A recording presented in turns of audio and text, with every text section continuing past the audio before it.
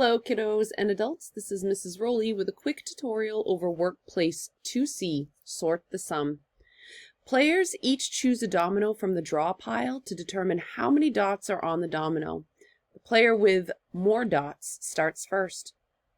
The first player picks one domino from the draw pile and finds the sum of the dots. If the first player draws dominoes with a sum between 6 and 10, that player then places the domino in the correct column on the game board. The player draws a Unifix cube for a point. If a player draws a domino with a sum that is less than 6 or greater than 10, she'll put it aside in the discard pile and draw again. If she can't play the second domino, she puts it in the discard pile and loses that turn. Players continue to take turns back and forth until all the columns on the game board are filled. Each time one player is able to place a domino on the board, he collects another Unifix cube. When the game board is full, each player snaps all the Unifix cubes they have earned into a train, and players compare their cube trains to determine who has more cubes and how many more. The player with more cubes wins. Players work together to answer the questions. All right, you know when you click on the link in Seesaw, it'll bring you to the direction page. Let's look at the game board. All right, it says choose 6, 7, or 8. Write 3 addition equations to match that number. We're going to work on that in just a little bit. It says draw a picture of your favorite domino. Write an addition equation to match. Perfect. Choose 6, 7, or 8. Write 3 addition equations to match that number. Make sure they're not the same as this one here. Draw a picture of your favorite domino and write an equation to match. These pieces here are for player 1. 1 and 2 are for player 1, and 3 and 4 are for player 2. Player 1 is not doing all 4 of those steps. All right, let's pick a card. I see that I have to add all of the dots. I'm going to practice the counting up strategy. I know this is 6, 7, 8, 9. Perfect. So I'm going to find where 9 belongs. And it belongs right here. Perfect. And because I was able to put a domino on the game board, I get a point for that.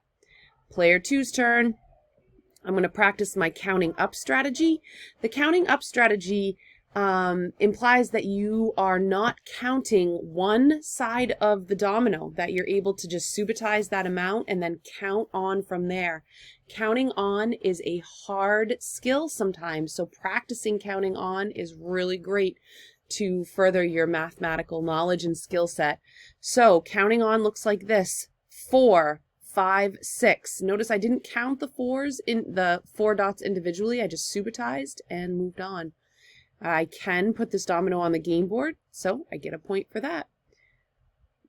Pick again. Here's 5, 6, 7, 8, 9, 10. That's what counting on looks like, and it's a good skill to practice.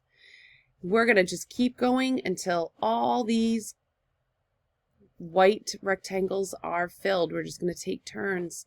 Here is 3. You notice I don't have a 3 on my game board, so I'm going to put that aside for now, and I'm going to pick again. If this domino had come up with a 5, 4, 3, 2, 1, or an 11, 12, I would put it off to the side again and lose my turn, but it just so happens I think I can play it. Here is 5, 6, 7, 8, 9. Fantastic. I can play it, and I do get a point for that. All right. Play continues until there is no space left on the game board to play. When you're done, you're going to count up your Unifix cubes. Whoever has the most Unifix cubes wins. And then don't forget to play, fill out this part up here. I would like to say congratulations on practicing this skill. Learning to add and kind of figuring out how to subitize is really important as you move through first grade and into second grade. So have fun with this game, pick your favorite dominoes, and practice writing your equations.